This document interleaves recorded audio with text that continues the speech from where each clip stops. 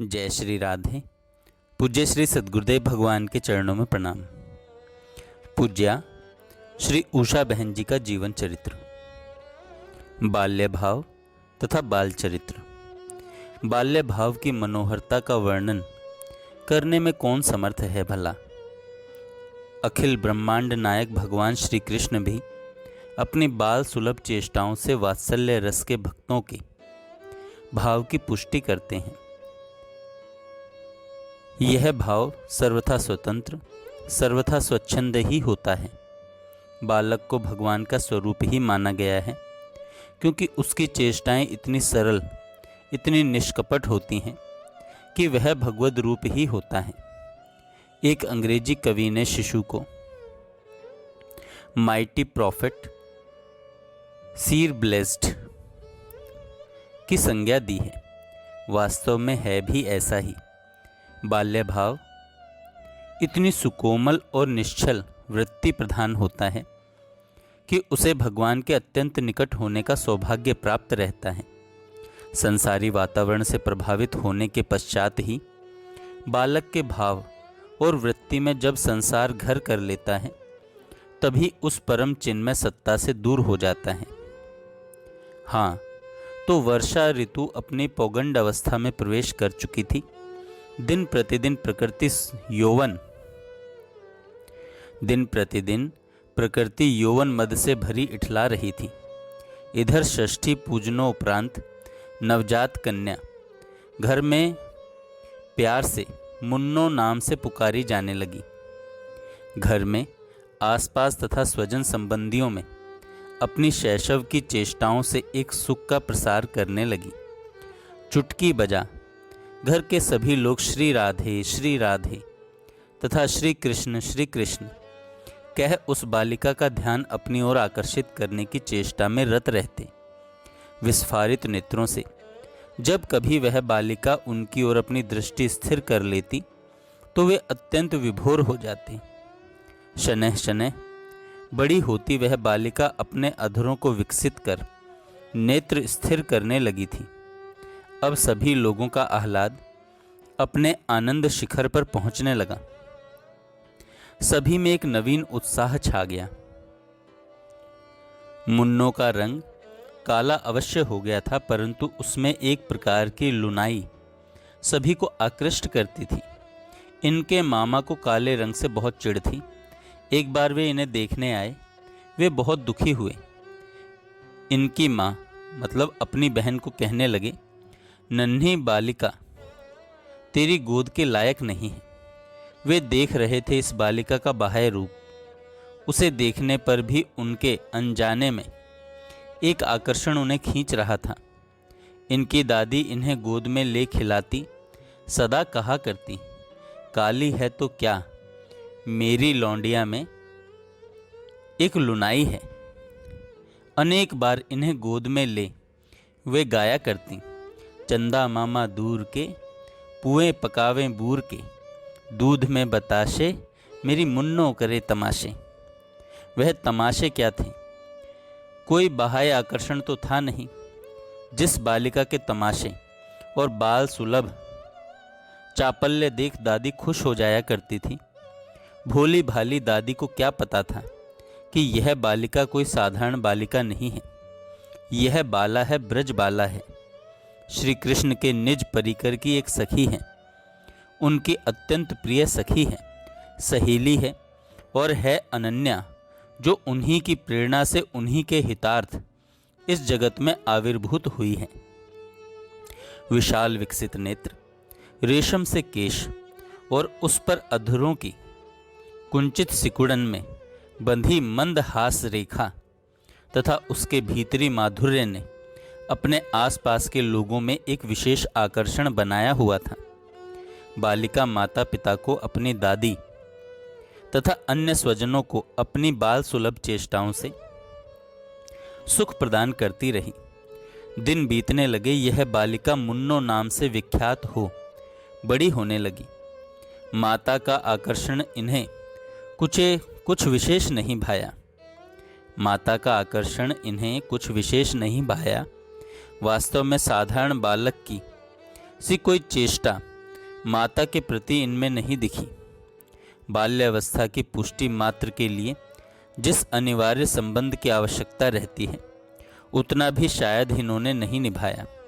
इनमें सहज और स्वाभाविक जो प्रीति थी उससे माँ का वात्सल्य सुख अधिक पोषित नहीं हो सका और जल्दी ही मुन्नो एक सुख विशेष में भरी इस संबंध से अधिकांश दूर ही होती गई। दिन और बीते, हाथों और पैरों की चेष्टाओं में अधिक गांभीर्य दिखने लगा। कुछ ही महीनों में घिसटने घुटरुन चलने लगी। आनंद का जो स्रोत अभी तक गोदी में अथवा बिछौनों पर उमड़ता था, अब उस चलते फिरते आलंबन के पीछे पीछे घूमने लगा। इतना ही नहीं, हास्य की वह मंद धारा कभी कभी किलकारियों में भी मुखरित होने लगी। बैठना जैसे ही आरंभ हुआ कि माँ का सामीप्य छूट सा गया। माँ अपने गृहस्थी के कार्यों में रत रहती और इनका अपनी दादी के पास अधिकांश समय व्यतीत होता। साथ साथ एक विशिष्ट चरित्र के विकास की कल्पना झलकने लगी। बाल्यावस्था में ही जैसे अभी से अलग रहने की भावना इनमें ओतप्रोत दिखने लगी। घिसटते घिसटते जब कभी यह कहीं बैठती तो जमीन पर न बैठती, कहीं भी ऊंची जगह देखकर बैठती। यहाँ तक कि कहीं से कोई ईंट का टुकड़ा ढूंढ लेती और यदि वह भी न मिलता तो कहीं से कोई अखबार आदि अथवा कागज का टुकड़ा ही ले लेती थी। प्रायः बालक 2 वर्ष की अवस्था तक बोलना प्रारंभ करते हैं, परंतु ये लगभग 8-9 मास में चलने लगी तथा 1 वर्ष के कुछ समय बाद ही भली भांति बोलने लगी। घर में बालक चलना सीख गया हो, बोलने का क्रम भी प्रारंभ कर चुका हो, तो वह घर सदैव गूंजता ही रहता है। प्रसन्नता के क्षण घर में घर वालों के लिए क्षण क्षण पर उपस्थित होते जाते हैं और यदि वह किसी विशेषता को लेकर हो तो फिर क्या कहना। किलकत उठी चलत धाय, गिरत भूमि लटपटाए, धाये मातु गोद लेत दशरथ की रानियां। राम जी की किलकारियां सुन उठकर तीव्र गति से भागते देख महाराजा दशरथ की सभी रानियों में भी आह्लाद का स्रोत उमड़ा रहता था। उच्च स्वर से किलकारियों से आंगन गूंजने लगा। बीच बीच में भूमि पर गिर जाती हैं, परंतु उस बाल सुलभ चंचलता में न तो चोट का भान होता है और न ही कोई कष्ट, परंतु आनंद का यह स्रोत स्वयं तो मग्न होता ही रहा, अपने स्वजनों के लिए अत्यंत प्रसन्नता का प्रसार करता रहा। उषा जी की माँ श्री श्यामा जी का जीवन भक्तिपूर्ण था। पति का सहयोग प्राप्त कर उनकी भक्ति में निखार आया। अपने पाठ पूजा के लिए समय निकालने में कोई विशेष कठिनाई नहीं होती थी। वे भोर में जल्दी जग जाती, मुन्नो भी उन्हीं के साथ साथ उठ जाती। पाठ पूजा में माँ जब भी संलग्न रहती तो उनके समीप बैठी मुन्नो उन्हें बड़ी ही सावधानी से देखती रहती। लगता बड़े मनोयोग पूर्वक यह उसका आस्वादन कर रही हो।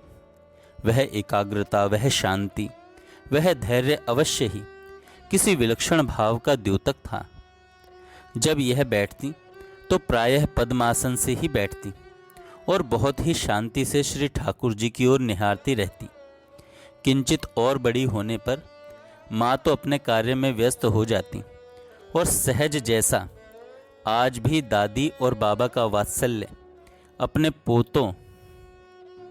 पोतियों पर देखने में आता है, उसका सुख इन्हें भी मिला। घर में दादी अपने पास लिटा अथवा गोद में ले इन्हें खिलाती। कभी राम राम और कभी श्याम श्याम अथवा राधे राधे कह प्रसन्न होती रहती। इस प्रसन्नता के सुख में दोनों ही मग्न हो जाते। इनके नेत्रों की भंगिमा विचित्र हो जाया करती।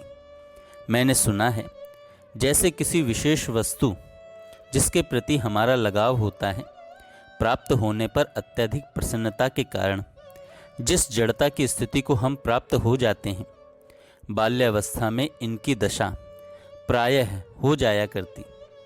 यह कहना अनुचित न होगा कि माता और पिता की शिक्षा के पश्चात बच्चे पर जो अमिट और स्थायी प्रभाव पड़ता है वह है उसके बाबा और दादी का। जिस प्रकृति, प्रवृत्ति और स्वभाव के वे लोग रहते हैं वही अमिट छाप बच्चों पर पड़ती है, क्योंकि बालकों का अधिकांश समय उन्हीं की सन्निधि में व्यतीत होता है। हुआ भी ऐसा ही। दादी धार्मिक थीं, उन्हीं का विशेष संग इन्हें मिला। इधर अनेक बार पिता गोद में ले इन्हें कथाएं सुनाते, लाड में भर प्रायः कहा करते, मैं अपनी मुन्नों को सीता और सावित्री नहीं, प्रत्युत ज्ञान में गार्गी तथा भक्ति में मीरा बनाना चाहता हूँ। अब यह कुछ और बड़ी हो गई। जिस सुख का प्रसार पृथ्वी पर घिसट कर तथा घुटन चलकर होता रहा था, अब किसी छोटे से आश्रय के माध्यम से लड़खड़ाते खड़े होने में मिलने लगा। वे कभी गिर जाती, पुनः खड़ी होकर चलने का अभ्यास करने लगती और देखते देखते कुछ ही दिनों में पूरे आंगन में घूम आना, कोई चीज उठाकर ले आना, कभी श्री ठाकुर जी की ओर धावित होना, उनके समीप तक पहुंचने की चेष्टा करना सहज हो गया। उनकी इन बाल सुलभ चेष्टाओं में रस का जो प्रवाह होता उससे निश्चय ही सभी में आनंद का स्रोत फूट पड़ता। वात्सल्य सुख के आस्वादन में एक नया ही मोड़ आ गया। वे कभी हाथ बढ़ा पिता के पास चली जाती, पूजा गृह में बैठी माँ तथा दादी के चारों ओर घूम घूम कर प्रसन्न होती, कभी बोलने का प्रयास करती, कभी संकीर्तन में स्वर मिला उच्च स्वर में गाने की चेष्टा करती। आंख बंद कर हाथ जोड़ एक विशेष मुद्रा में बैठे जिन लोगों ने इन्हें देखा वे निश्चय ही यह स्वीकारते रहे कि इनका पूर्व का जीवन अवश्य ही असाधारण रहा है। वे साधारण जगत की नहीं रही, अन्यथा इतनी छोटी अवस्था में ऐसी सजगता, इस प्रकार की मुद्राएं, इस प्रकार की चेष्टाएं, पूजा गृह में इतनी शांति और उल्लासपूर्ण गतिविधियां क्या किसी साधारण बालक की हो सकती हैं? आध्यात्म के विशेष स्रोत, धार्मिकता का विशेष प्रभाव प्रसार, मानवता के प्रति विशेष सौहार्द, जन जन के प्रति प्रेम तथा जीव जंतुओं के प्रति करुणा का जो स्रोत जल्दी ही इनके जीवन में दिखने लगा और सभी को प्रभावित करने लगा, वह सब पूर्व में ही उनमें विद्यमान था, जो समय पाते ही प्रकट होता चला गया। कुछ समय और बीता। अब यह वात्सल्य सुख घर की चार दीवारी से निकल तुलसी महारानी के समीप धूप दीप अर्पित करते हुए, मंदिर की परिक्रमा करते हुए, भगवान शंकर को जल अर्पित करते हुए, मंदिर प्रांगण में चंचलता पूर्वक सीढ़ियों पर कूद कूद कर चढ़ते उतरते हुए तथा दोनों हाथ बांध अपनी दादी से सिमट सट एकाग्रता पूर्वक श्रवण करते हुए दिखने लगा। माँ के पास सोने का क्रम लगभग समाप्त प्राय हो चुका था। दादी के सामीप्य में और प्रोत्साहन मिला। आध्यात्म का वह स्वरूप जो इनमें भली मूलभूत था अब प्रकट होकर सामने आने लगा। दादी की ही संगति में इतनी अधिक रम गईं कि सदैव उन्हीं की सन्निधि में रहने लगीं। देखने मिलने वाले प्राय कहा करते, दादी ने ऐसा रंग चढ़ाया है कि उन्हीं के जादू में बंधी रहती है मुन्नो। और कभी कोई कहता, हाँ जी क्यों न हो, लगता है दादी तो इसकी माँ है तथा माँ को तो कुछ पूछती ही नहीं। वास्तविकता यह थी कि माँ, दादी अथवा पिता से इनका जो भी संबंध था वह था केवल अध्यात्म को लेकर। अतः दादी के साथ श्री कृष्ण वार्ता के आकर्षण में ये उनका संग करती, उन्हीं के साथ मंदिर जाती तथा लगी और लिपटी रहती थी। यह बड़ी ही कुशाग्र बुद्धि थी। इनकी प्रतिभा अप्रतिम थी। ज्ञान का तो मानो भंडार ही थी। स्तोत्र पाठ के समय माता पिता की सन्निधि में बैठे रहने के कारण बहुत छोटी सी अवस्था में ही अनेक श्लोक कंठस्थ हो गए थे। वे जब श्लोकों का उच्चारण करते अथवा स्तोत्र पाठ करते तो अपनी बाल सुलभ चेष्टाओं से उनके संग संग उच्चारण करती। कभी कभी स्वतः ही जब यह श्लोक उच्चारण करती तो श्रोता देखते के देखते रह जाते। अभी यह 2-2.5 वर्ष की रही होंगी। एक बार अपने नाना के यहाँ सिकंदराबाद बुलंदशहर गई। उन्होंने पुकार कर कहा, राधे, तू कुछ पढ़ना जानती है? कुछ याद हो तो सुना। उनका यह बड़ा ही स्वाभाविक सा प्रश्न था कि इन्होंने धारा प्रवाह निम्न श्लोक सुना दिया। राम रामेति रामेति रमे रामे मनोरमे सहस्र नाम ततुल्यम राम नाम वरानने। श्री राम रक्षा स्तोत्र के श्लोक का उच्चारण इतनी स्वाभाविकता से सुन वे मुग्ध और चकित रह गए। इतनी अवस्था में तो बालक बोलना ही प्रारंभ करते हैं। स्मृति के साथ साथ इतना शुद्ध उच्चारण। प्रसन्नता में भर इन्हें गोदी में उठा चिपटा लिया। उन्होंने और बड़े ही लाड में भर कहने लगे, अरे यह लड़की तो परम भागवत होगी, हमारे कुल का उद्धार करने वाली होगी। इधर उधर की बात करना, बच्चों के साथ व्यर्थ के खेल खेलना इन्हें कभी सुहाया ही नहीं। अपनी छोटी सी अवस्था में ही जो कथाएं इन्हें याद हो गई थीं, बालकों को बिठाकर आप किसी ऊंचे स्थान पर बैठकर उन्हें सुनाया करती। श्री राम और श्री कृष्ण कथा का प्रायः वर्णन करती। उस अवस्था में भी इनकी कहने की शैली, भाषा की रोचकता तथा वाणी इतनी प्रभावात्मक होती कि वे बालक स्तंभित से कथाएं सुनते रहते। एक बार अपने नंसाल में यह कथा कह रही थी। इनके नाना सुनकर मुग्ध हो स्तब्ध रह गए। उन्होंने कहा, राधे तू पूर्णिमा व्रत की कथा कह सकती है? इन्होंने हाँ कर दी। इनके दोनों छोटे भाई भी वहीं थे। पूर्णिमा का दिन था। कथा का सभी आयोजन किया गया। एक विशेष स्थान पर मंच आदि की व्यवस्था की गई। नाना जी ने भोग आदि की संपूर्ण व्यवस्था करवाई। सभी स्वजनों को निमंत्रण भिजवाए गए। श्रोता एकत्र हो गए। इन्होंने सत्यनारायण व्रत की कथा तथा महात्मा का वर्णन किया। इतना शुद्ध तथा सारगर्भित वर्णन सुनकर सभी श्रोता मुग्ध से रह गए। भोग लगा, सभी में प्रसाद वितरण किया गया। इनके नाना तथा अन्य सभी लोग इतनी छोटी अवस्था में इनकी भक्ति भावना, सुस्थिर विचारधारा, आध्यात्म प्रधान जीवन और विलक्षण प्रतिभा से इतने प्रभावित हुए कि वे प्रायः इनका प्रशस्ति गान किया करते। यह कुछ और बड़ी हुई। पढ़ने का आकर्षण इन्हें था ही। कुशाग्र बुद्धि, अप्रतिम प्रतिभा इनके बालपन से ही इनकी सहायक हुई। जहाँ एक और शास्त्रों और पुराणों की सारगर्भित कथाओं का, दिनों, वारों और मासों के महात्म से इनका जीवन ओतप्रोत था, वहीं हिंदी तथा अंग्रेजी भाषा का प्रारंभिक ज्ञान इन्हें अपनी माँ श्यामा जी से प्राप्त हुआ। वे पास बिठा इन्हें बतलाती रहती। इनकी बहुमुखी प्रतिभा और एकाग्रता के फलस्वरूप बहुत जल्दी ही इन्होंने यह सब अर्जित कर लिया। अनेक बार इन्हें एकांत में अपनी ही विचारधारा में मग्न देखा जाता। इनकी यह एकाग्रता जाने किस विचार को लेकर होती। श्यामल घनों को देख इनके नेत्र सजल हो जाया करते। श्रावण मास प्रारंभ होते ही इन्हें अंदर ही एक बेचैनी बाल्यकाल से ही हो जाया करती थी। प्रेमियों के जीवन में नव नव आशाएं प्रदान करती वर्षा ऋतु इन्हें अत्यंत प्रियकर थी।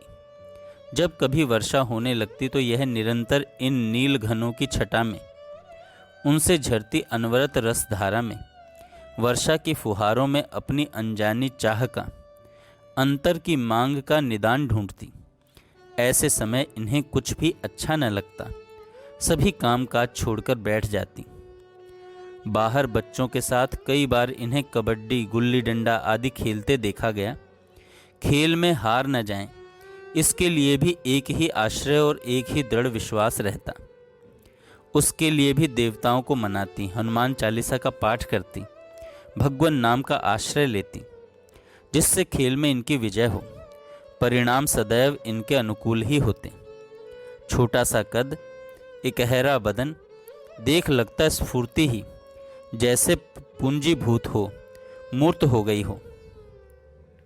इनकी क्रियाओं में इतनी चंचलता और चपलता दिखती कि लोग समझ न पाकर स्तब्ध हो जाया करते। छोटी अवस्था में प्रायः लड़कों के वेश में कुर्ता और धोती धारण करती, अब यह कुछ और बड़ी हो गई। इनकी अभूतपूर्व बहुमुखी प्रतिभा ने आसपास के लोगों को सकते में डाल दिया। बाल्यावस्था में बड़ी ही विद्वत्तापूर्ण प्रश्नोत्तरों को सुन लगता निश्चय ही इनकी पूर्व की स्मृतियां प्रकट होती जा रही हैं। संस्कृत के अनेक श्लोकों को इनके मुख से सुनकर बड़ा ही अच्छा लगता। ऐसा लगता मानो यह सब इन्हें पहले से ही कंठस्थ है। भविष्य के गर्भ में क्या छिपा है, यह बात पता न होने पर भी अनेक बार भविष्य स्वतः ही कहीं कहीं प्रकट होकर बोलता है। वे सभी योग धीरे धीरे पास आते चले गए। इनके यह अभूतपूर्व योग क्रमशः भगवान श्री कृष्ण के चरणों में दृढ़ अनुराग बनकर दिखने लगे। इस सब की कल्पना संभवतः किसी को न हो पाई थी।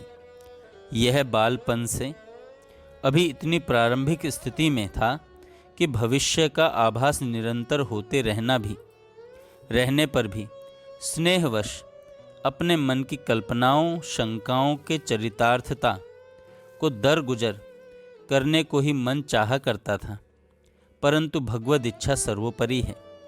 अतः श्यामा श्याम के प्रति अनुराग भाव में परिणित हुआ और यह भाव परिपक्व होकर संबंध का भान कराने लगा। यह संबंध पूर्व की स्मृतियों को मानस पटल पर झलकाने लगा तथा नित्य और शाश्वत धारा में प्रवाहित कर ले गया उसी मधुर पथ पर जो गंतव्य था। जिस हेतु से आगमन हुआ था वह अभी अप्रकट ही था। भूमिका तैयार हो रही थी, सभी संयोग आ जुड़े तथा श्यामा श्याम निकटतर होते चले गए। श्री राधा कृष्ण में इनका प्रगाढ़ अनुराग था। बालपन में सहज झुकाव को देख सभी में यह विश्वास परिपक्व सा हो गया था, अवश्य ही इनका पूर्व का श्यामा श्याम से संबंध, उनके प्रति अनुराग प्रगाढ़तम होता जा रहा है। अन्यथा छोटी अवस्था में इस प्रकार का भाव क्या कोई साधारण बालक के लिए संभव है? सभी की यह जिज्ञासा जल्दी ही विश्वास में परिणित हो गई और इसी की संपुष्टि करती एक घटना का योग प्रकट हुआ, जिसे मैं यथावत प्रस्तुत कर रहा हूं। अभी उषा जी 6 वर्ष की रही होंगी। अपने नाना के यहाँ गई। वहाँ इनकी ममेरी बहन और इनमें घनिष्ठता हो गई।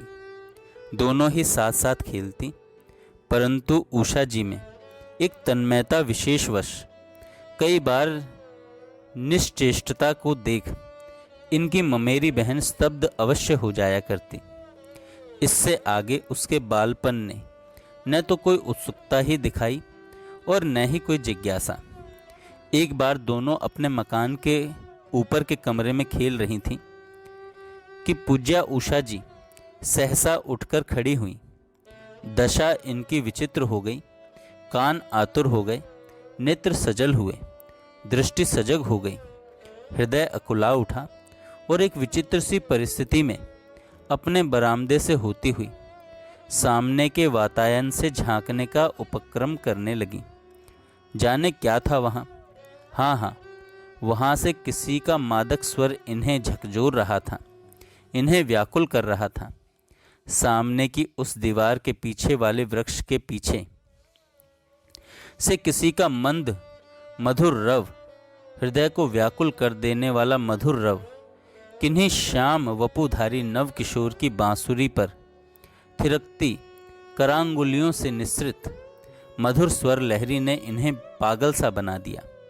वे चौंकी और उस रवकारी को निरखने ही नहीं, अपने में भर लेने को उसने इनकी सभी इतर वृत्तियों को आकर्षित कर लिया था और विवश परवश सी यह किसी विशेष भाव में भर उसी मनोहर छवि पर न्योछावर होने को अकुला उठी। स्वर सुना वादनकारी ने अंतर को झकझोर दिया। उस अनुभूति से इनमें बहुत समय तक एक भाव विशेष बना रहा। सोई भावना जागृत हो गई, पूर्व की स्मृति साकार हो गई। लगा जैसे किसी नील सिंधु की रस लहरी ने इन्हें उद्वेलित कर दिया, आकुल व्याकुल कर दिया। जब कुछ चहल पहल सी हुई, इनकी बहन ने इन्हें झंझोड़कर पुकारा। सोए से जगे व्यक्ति की भांति यह सजग हुई। समवयस्क इनकी ममेरी बहन अनेक प्रश्नोत्तर कर चुप हो गई, और उधर इनकी पूर्व की स्मृतियों से जुड़ी अनुभूति ने इनके जीवन में एक और ही सरसता का संचार कर दिया। धीरे धीरे प्रकट होने लगी इनकी श्याम श्यामा के प्रति दृढ़ रति। इनकी पौगंड अवस्था की एक और सरस अनुभूति का वर्णन कर हम इसी प्रसंग को यहीं विश्राम देंगे। पिता एक बीमा कंपनी में व्यवस्थापक के पद पर आसीन थे और लाहौर पंजाब में थे। स्वाभाविक ही यह भी उन्हीं के पास थी। बाहर की सफाई नौकर करता था, परंतु श्री ठाकुर जी के कमरे की सफाई अपने ही हाथों करने का इन्होंने एक नियम सा बना रखा था। श्री ठाकुर जी के कमरे की सफाई के पीछे इनका जो हेतु था वह उस समय तो स्पष्ट नहीं हो सका था, परंतु बाद में जब यह बड़ी हो गई तो कुछ कुछ प्रकट हुआ। घर में सत्संगी भाई बहनों, साधु संतों का इनके पास आना जाना बना रहने लगा। संध्या में जब वे चले जाते तो उसी स्थान पर रात्रि में विश्राम करती। इस भावना से इनकी चरण रज से मन सहज निर्मल हो जाता है। ठीक यही हेतु इनकी सेवा में पूर्व में भी निहित था। हाँ, तो यह कमरे की सफाई कर रही थी। बीच बीच में स्थान स्थान से अपने प्रेमास्पद श्री ठाकुर जी को देखती जाती। अरे यह क्या, सहसा यह क्या हो गया। इनकी क्रियाएं रुक गई। हाथ से सफाई वाला वस्त्र छूट गया। दीवार की टेक लगाए एक ओर को लुढ़क गई। मुंदे नेत्र, निश्चेष्ट सी। यह कब तक इसी प्रकार बैठी रही, इन्हें कुछ भी पता न रहा। घर में हुई हलचल और ध्वनि सुन सजग हुई तो पुनः कार्य में रत हो गई। बाद में अपनी अनन्या सखी सहेली श्री सुशीला बहन जी को जो घटना इन्होंने सुनाई उसे मैं यथावत प्रस्तुत कर रहा हूँ। इन्होंने जब श्री ठाकुर जी की ओर मुड़कर देखा तो इन्हें दिखा एक पीपल का सघन वृक्ष है। उसकी हरियाली बड़ी ही लुभावनी लग रही है। उसी के नीचे एक कच्चा चबूतरा बना है। उस पर अपनी बाकी छवि से कोई श्यामल उज्ज्वल माधुरी किसी भाव विशेष में भर अपनी बांस की पोर से अटखेलियां कर रही है। उनके नैनों में एक तन्मयता है, विचारों में गांभीर्य, किसी निगूढ़ विचार में मग्न नेत्रों में एक शरारतपूर्ण भाव भरा है। अधरों पर विक्रीडित मंद हास्य, ओह बरबस ही मन का हरण कर लिया उन्होंने। तन्मय सी हुई उस रूप माधुरी का पान कर छकी सी देखती रह गई मैं। पक्षियों का कलरव इन्हें सुनाई दे रहा है। यह देख रही हैं उनके पीतांबर की फहरान, उर्माल की लहरान। इस पर भी जब वे किंचित मुस्कान रश्मियों का प्रसार करते दिखें तो आह, तो वह विह्वलता, वह आह्लाद, मिश्रित आश्चर्य, यह स्तंभित सी हो गई। और वह रस प्रवाह, और वह रस प्रवाह। जय श्री राधे। कल हम सुनेंगे इनका विद्या अध्ययन। जय श्री राधे। पूज्य श्री सद्गुरुदेव भगवान के चरणों में प्रणाम। पूज्या